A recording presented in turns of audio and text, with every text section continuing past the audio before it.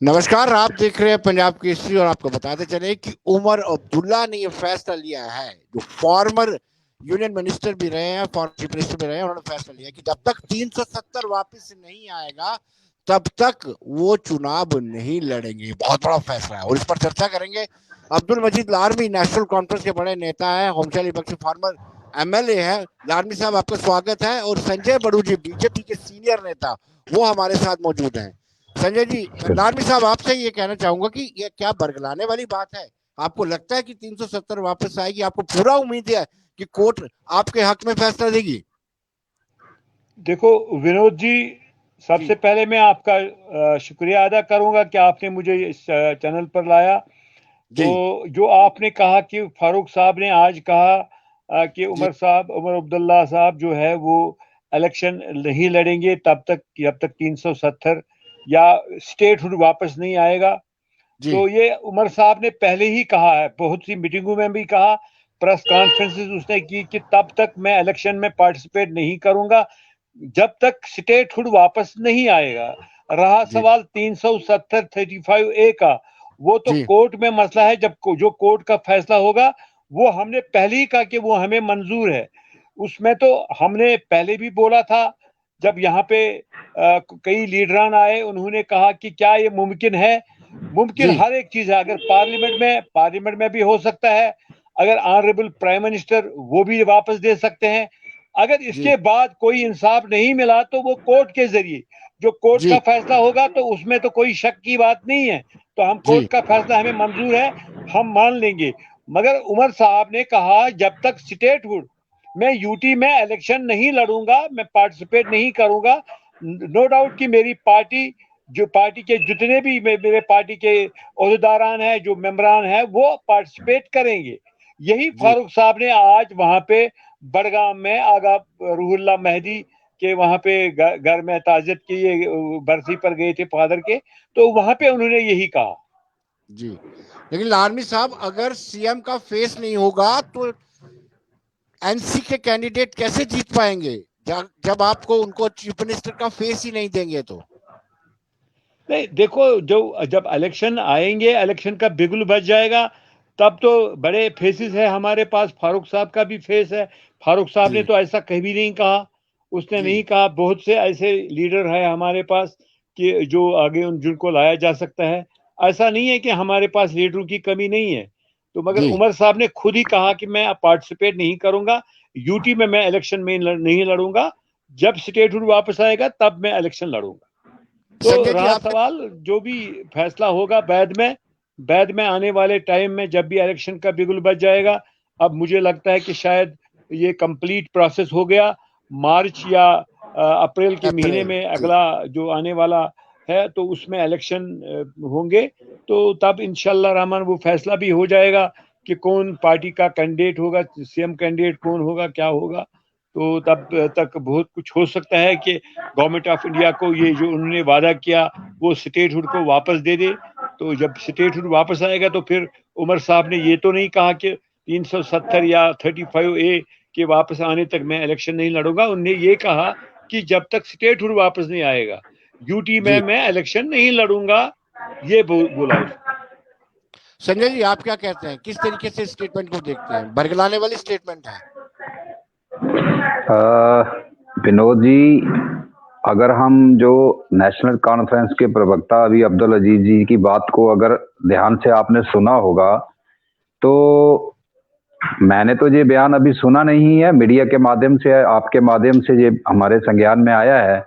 लेकिन इनके बयान में ही कंट्रडिक्शन है, क्योंकि एक तरफ तो ये कहा जा रहा है कि हमारे नेता फारूक अब्दुल्ला जी हैं, तो ये भी सिग्नल देने की कोशिश हो रही है कि अगर चुनाव होते हैं तो नेशनल कॉन्फ्रेंस के सीएम के कैंडिडेट शायद फारूक अब्दुल्ला जी होंगे, जो इनकी बात से मुझे समझ आया है। और जहां तक इन्होंने उमर अब्दुल्ला जी की बात की है, तो उमर अब्दुल्ला जी जैसे जैसे नया जम्मू कश्मीर में डेवलपमेंट के काम बढ़ रहे हैं और बहुत सारे इशू जो 70 वर्षों तक जहां पेंडिंग रहे हैं, चाहे वो हमारे जो रिफ्यूजी भाइयों के इशू रहे हैं, जैसे आज ही एक खबर आपने भी सुनी होगी कि कहीं ना कहीं जो पहाड़ी स्टेटस की बात थी, पहाड़ी लोगों को उनके राइट्स देने की बात थी, उनकी रिजर्वेशन की बात थी, वो भी कहीं ना कहीं अब होने जा रहा है। तो ये जिस तरह से तेजी से एक एक करके सभी जो लोग 70 वर्षों तक वंचित रहे हैं उनके हक में केंद्र सरकार और यूटी एडमिनिस्ट्रेशन फैसले ले रही है, तो ये दर्शाता है कि कहीं ना कहीं अब इनको लग रहा है कि जनता इनके साथ नहीं है। तो अब ये अभी शुरुआत है, आप आगे आगे देखिए, आप बहुत सारे ऐसे बयान और भी आएंगे। लेकिन जहां तक धारा 370 और 35 से हटने की बात ये करते हैं, तो अभी आपके जहां जम्मू में एक कनक्लेव हुआ था एक न्यूज चैनल का, मैं भी उस कनक्लेव में था और मैंने पूरे का पूरा इंटरव्यू जो अपना हमारे पूर्व मुख्यमंत्री रहे हैं उमर अब्दुल्ला जी उनका सुना था। तो वो बात तो कर रहे थे कि हम इसके खिलाफ लड़ेंगे, धारा 370 और 35 की लड़ाई लड़ेंगे और जहां पे फिर से लागू कराएंगे, लेकिन एट द सेम टाइम वो ये भी कह रहे थे कि हम जनता में जाके नहीं लड़ेंगे, क्योंकि इनको समझ आ गई है कि जनता इनके साथ है, की बात है। और बाकी इनको जो डीडीसी के चुनाव में इन्होंने सभी पार्टियों ने एक जो गुपकार अलायंस बनाया था वो मिलके इन्होंने चुनाव लड़ा है, तो इनको सारी समझ आ गई है कि जम्मू कश्मीर अब वो पहले वाला जम्मू कश्मीर नहीं है, वो उससे आगे चल चुका है और कहीं ना कहीं एक राष्ट्रवाद के साथ जम्मू कश्मीर जुड़ रहा है। लारवी साहब, उन्होंने कहा कि आप अपनी जमीन खो चुके, डर के मारे उमर साहब इलेक्शन नहीं लड़ रहे हैं। जिस तरीके से भाजपा लगातार काम कर रही है, वादों को पूरा कर रही है, उससे भयभीत है, डरे हुए हैं नेशनल कांफ्रेंस के लोग। देखो विनोद जी, ये तो वक्त ही फैसला करेगा कि हम डरे हुए हैं या हम बिल्कुल अपने लोगों के साथ जुड़े हुए हैं, ये तो वक्त फैसला करेगा। रहा सवाल जो हमने पहले ही बोला वो आज भी बोलते हैं, कल ही हमने 47 कॉन्स्टिट्यूएंसीज के इंचार्जेस का वहां पे नॉमिनेट किया उनको, कि आज से ही हमने शुरुआत की है, हम इलेक्शन के लिए तैयार हैं। जब भी इलेक्शन होंगे तब इनको पता चलेगा कि हम कहाँ पे है। ये जो कर रहे हैं ना, ये जो सियासत कर रहे हैं डर के मारे, और पॉलिसीज जो इनकी पॉलिसियां हैं, तो उन पॉलिसियों से दिल नहीं जीते जा सकते हैं। जो ये कर रहे हैं तो इनसे दिल दूर हो जाते हैं। जो उन्होंने कहा कि कभी ईडी का, कभी किसी का डराने धमकाने से कोई हासिल कुछ नहीं होगा। ये चीजें ज्यादा देर तक नहीं रहती हैं और लोगों को फैसला करना होता है। अभी अगर आप देखेंगे, अभी बीजेपी का कोई लीडर यहाँ पे आएगा तो आप देखेंगे बहुत से लोग आ गए, मगर जो वक्त आएगा, वक्त आपको बता देगा, वक्त पर आपको पता चलेगा, अपने टाइम पर पता चलेगा कि लोग क्या चाहते थे। यहाँ पे कांग्रेस को यहाँ पे 75 साल से वो अपनी पार्टी चला रहे हैं। उस पार्टी को अभी तक 3 या 4 सीटें से ज्यादा नहीं मिली। तो बीजेपी का सवाल ही पैदा नहीं होता कि ये जम्मू में इन्होंने 25 सीटें ली थी, अब मुझे नहीं लगता कि वो 5 सीटें या 10 सीटें लेंगे बस। लेकिन लारवी साहब, आपने 45 कॉन्स्टिट्यूएंसीज के इंचार्ज बने, तो इट मींस कि पीएचडी तो खत्म हो गया। ऐसी बात नहीं है, पीएचडी अपने बिल्कुल बराबर है। ये हमने अभी जो ऐलान नॉमिनेट किया वो दूसरी बात है। पीएचडी का जब इलेक्शन का बिगुल बज जाएगा तब फैसला लिया जाएगा कि किस तरीके से हमें एडजस्टमेंट करनी है, कहां पे करनी है, कहां पे किस पार्टी का जोर है। हो सकता है कि तब वो फैसला होगा। ऐसा नहीं है कि हमने पीएचडी को खुदा ना खास्ता वाइंड अप किया। पीएचडी अपनी जगह पे वहां पे हम पूरी तरह से काम कर रही है। ऐसा नहीं है कि हम कहीं पे भी इनको इग्नोर कर रहे हैं। हाँ, अपनी जो पार्टी है, अपने काडर जो है, उनको हमें जरूरी है कि उनको भी हमें दिखाना है कि किस तरीके से आपको लोगों के काम करने हैं, किस तरीके से अपनी पार्टी के काम करने हैं, किस तरीके से अपनी पार्टी को बचाना है, किस तरीके से अपनी पार्टी को बढ़ाना है। संजय जी, आप कुछ कहना चाह रहे थे, आप समय मांग रहे थे। जी संजय जी। देखिए विनोद जी, जिस तरह से अभी हाल ही में जो हमारे गृह मंत्री अमित शाह जी की जो 2 बड़ी रैलियां हुई हैं, और विशेष रूप से जो रैली बारामूला में हुई है, और जो एक इतिहास कश्मीर घाटी में रचा गया है, इतनी बड़ी संख्या में लोग वहां पे आए हैं, और जिस तरह से वहां भारत माता की जय और वंदे मातरम के नारों पर जो रिस्पांस वहां पे रहा है, तो ये इनको समझना चाहिए। नेशनल कॉन्फ्रेंस के जो हमारे साथी हैं, बहुत वर्षों तक इन्होंने यहाँ राज किया है। संजय जी, मैंने पहले ही कहा ये वक्त फैसला करेगा। बिल्कुल बिल्कुल बिल्कुल, लेकिन वक्त का लोगों को वहां जमा करने से ये कभी नहीं कहा जा सकता है कि वो वोट में तब्दील हो जाएगा। वो वोट में कभी तब्दील नहीं होता है। इससे भी बड़ी रैलियां यहाँ पे हुई, मैं इससे आपके पहले बीच भी में नहीं बोला था, रैलियां यहाँ पे हुई है। मैं आपके बीच में नहीं बोला था। जो आप वक्त की बात कर रहे हैं, तो वक्त को आपकी पार्टी को आप समझ लेना चाहिए, और आपके जो बड़े नेता हैं, चाहे वो फारूक जी हैं, फारूक अब्दुल्ला जी हैं, चाहे उमर अब्दुल्ला जी हैं, उनको समझ लेना चाहिए, क्योंकि जनता जो है वो आपको समझा चुकी है। जहां बड़ी बड़ी बातें की जा रही थी कि धारा 370 और 35 से अगर जम्मू कश्मीर से हटेगी तो जहां ईंट से ईंट बच जाएगी, जहां कोई भारत का तिरंगा उठाने वाला नहीं बचेगा कश्मीर घाटी में, तो आप उनको मैं निवेदन करूंगा कि जरा कश्मीर घाटी की जो 47 सीटों पे आपने अभी जाके ये जो सारी बातचीत आपने जिन पे सभी सीटों पर आपने कल इंचार्जेस बनाए हैं, तो उन सीटों पर जाके देखिए, जरा उन इलाकों में जाके लालवी साहब, उनसे संपर्क कट गया, लेकिन कहीं ना कहीं आपको लगता है कि जिस तरीके से आपने जो कॉन्स्टिट्यूंसी के इंचार्ज बनाए हैं, जो आपके सहयोगी दल है, जो गुपकार अलायंस जिसको हम कहते हैं, उसमें कहीं ना कहीं नाराजगी हो गई है। इससे पहले भी उमर अब्दुल्ला जी ने स्टेटमेंट दी थी कि हम अलग से इलेक्शन लड़ेंगे, कैडर नाराज हो जाएगा अगर हम एक साथ मिलकर इलेक्शन लड़ते हैं। बिल्कुल, वो वहां पे एक मीटिंग थी विनोद जी, वहां पे मीटिंग में सारे डिस्ट्रिक्ट प्रेसिडेंट्स थे, वहां पे कॉन्स्टिट्यूंसी इंचार्ज थे जो पहले के, तो उन्होंने फैसला लिया कि हम अगर ये करेंगे तो हमें नुकसान होगा, पार्टी को नुकसान होगा। तो उमर साहब ने वहां पे यही कहा कि मैं लोगों की जो वहां पे इंचार्ज थे, लीडरान थे वहां पे, उनकी राय को लेकर मैं डॉक्टर फारूक अब्दुल्ला साहब के पास जाऊंगा।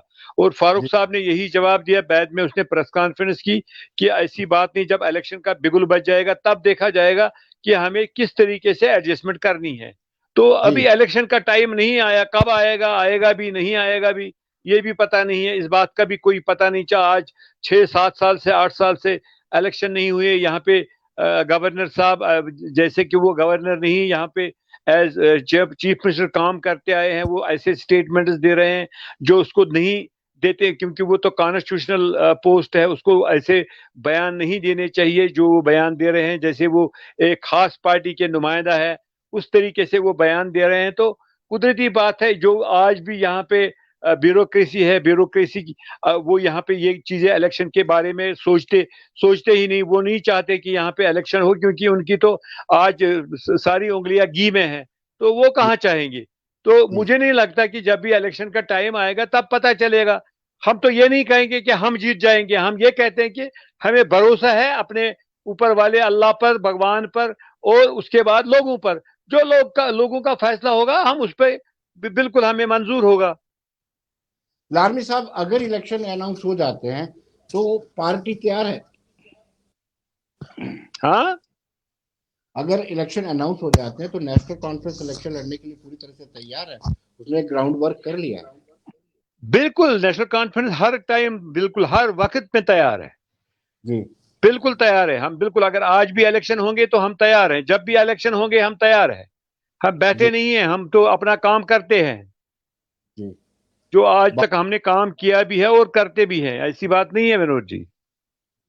लारमी साहब, आज भी हमारे बारामूला की रैली के बाद थोड़ा डर लगा है आपको? क्योंकि पहाड़ियों को कुछ नहीं ये देखा, ये रैलियां जो है ना, ये यहाँ पे बहुत देखी हमने, बहुत रैलियां देखी। यहाँ पे वाजपेयी जी भी आए थे जब मुफ्ती साहब थे, तब मोदी जी भी आए थे जब मुफ्ती साहब थे। तो फिर कितने कितने लोग थे, मुझे लगता 50 हजार से ज्यादा लोग थे, 1 लाख तक लोग थे।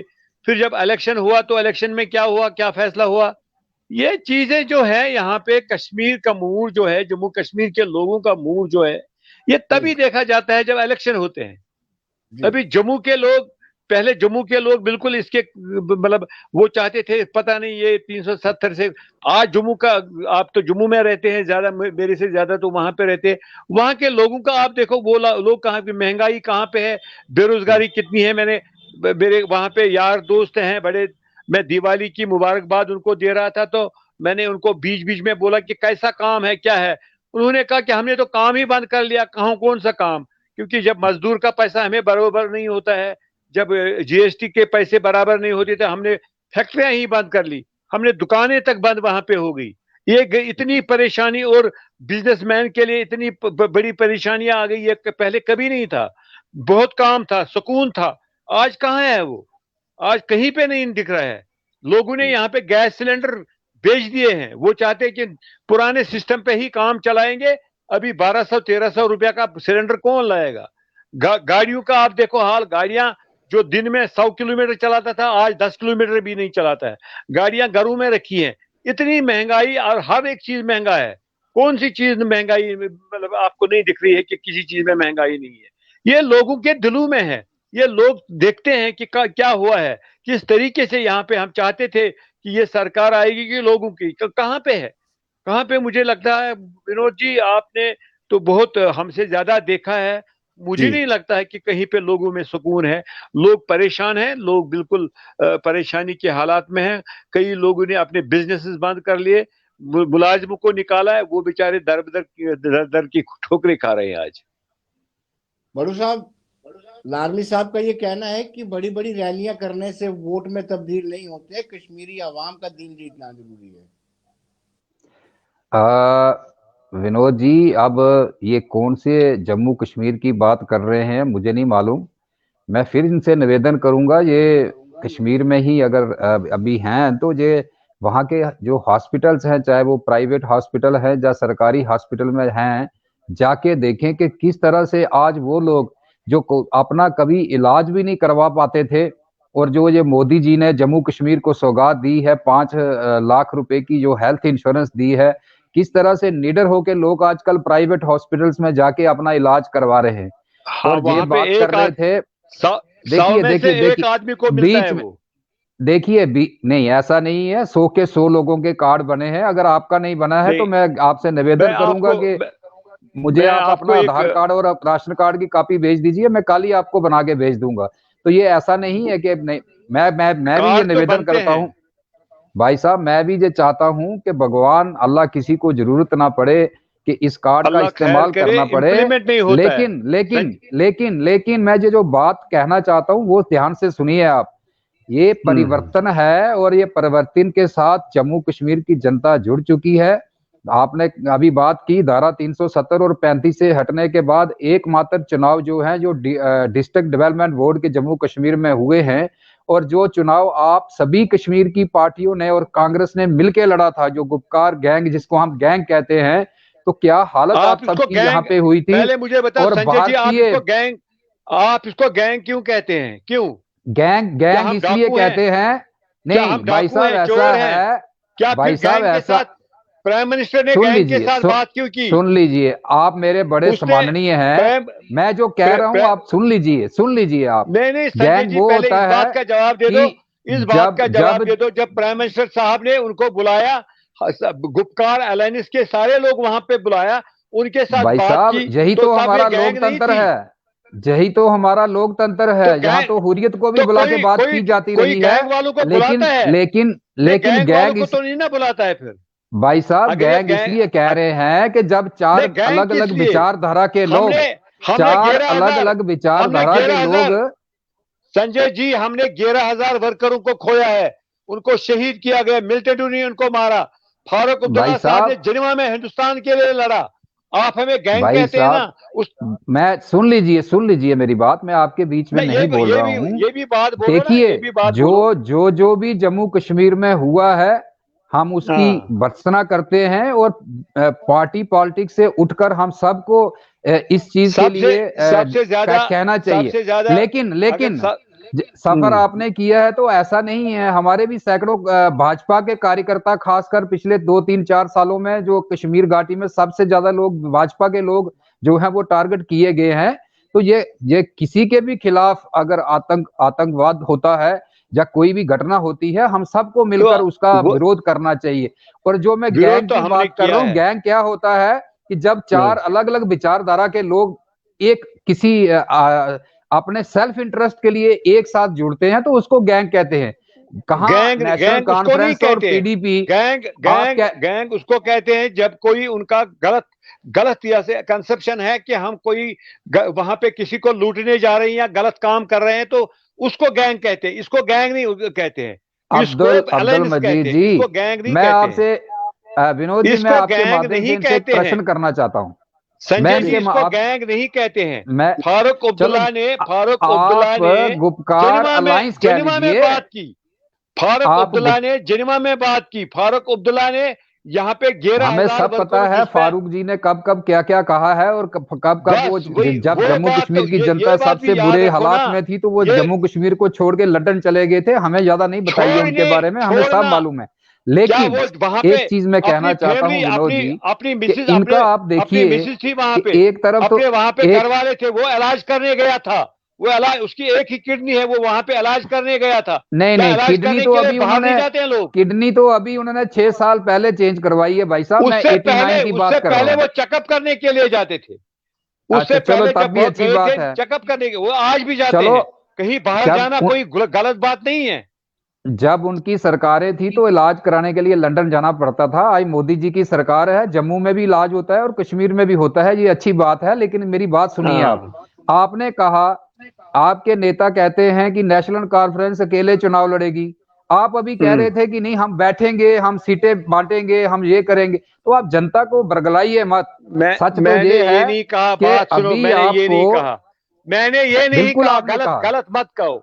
मैंने नहीं कहा, मैंने कहा कि इलेक्शन का बिगुल बज जाएगा। मैंने कहा जब भी इलेक्शन का बिगुल बज जाएगा तब देखा जाएगा।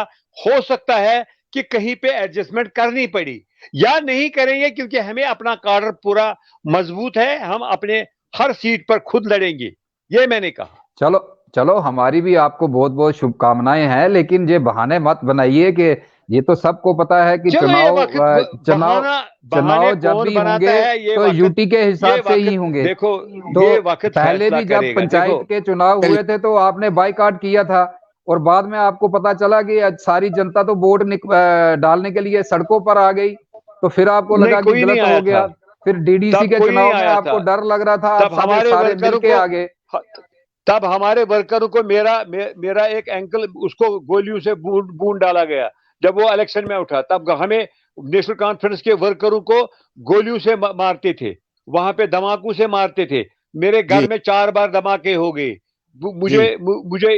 मुझे इतना वहां पे, मैं क्या कहूं कि हमारे खानदान को, हमारे मतलब जितने भी हमारे रिलेटिव्स है, कितना हमें तंग किया गया। हम उन लोगों में से नहीं है। हम भी वही कह रहे हैं कि हम भी यही कह रहे हैं कि पिछले समय में जो आतंकवाद रहा है उसके खिलाफ केंद्र सरकार मजबूत। संजय जी, आप मेरे भाई हैं, मेरी बात सुनो। अगर सबसे ज्यादा टारगेट यहाँ पे थी वो नेशनल कॉन्फ्रेंस, उसके बाद पुलिस, और आज ये मैं मानता हूं कि आज बीजेपी का है, बीजेपी भी खतरे में है, मैं ये नहीं कहूंगा। और नेशनल कॉन्फ्रेंस कभी इससे बाहर नहीं थी। 11,000 वर्कर हमारे मिनिस्टर्स थे, एमएलए थे, बाकी लोगों को भी मारा गया, हम ये नहीं कहते हैं। मगर पुलिस और नेशनल कॉन्फ्रेंस, पहले पुलिस वाला कहीं मिलता था, उस बेचारे को मारते थे। मेरे ड्राइवर को मिलिटेंटू ने मारा, मेरा ड्राइवर था, उसको मिलिटेंटू ने मारा, वो ड्यूटी पर आ रहा था, उसको मारा जी। तो मतलब देखिए माजी साहब, मैं भी यही कह रहा हूं कि अभी जितनी सख्ती के साथ केंद्र सरकार इस आतंक, संजय जी, मैं कहता हूं कि पॉलिटिक्स वो करनी चाहिए जो हकीकत पर मबनी हो। टारगेट किसी को बेवजह नहीं करना चाहिए, तरीके से हमें बात करनी चाहिए। लारमी साहब, बहुत बहुत शुक्रिया आपका। संजय जी, आपका भी बहुत बहुत शुक्रिया, धन्यवाद। आप दोनों हमारे साथ जुड़े। नमस्कार।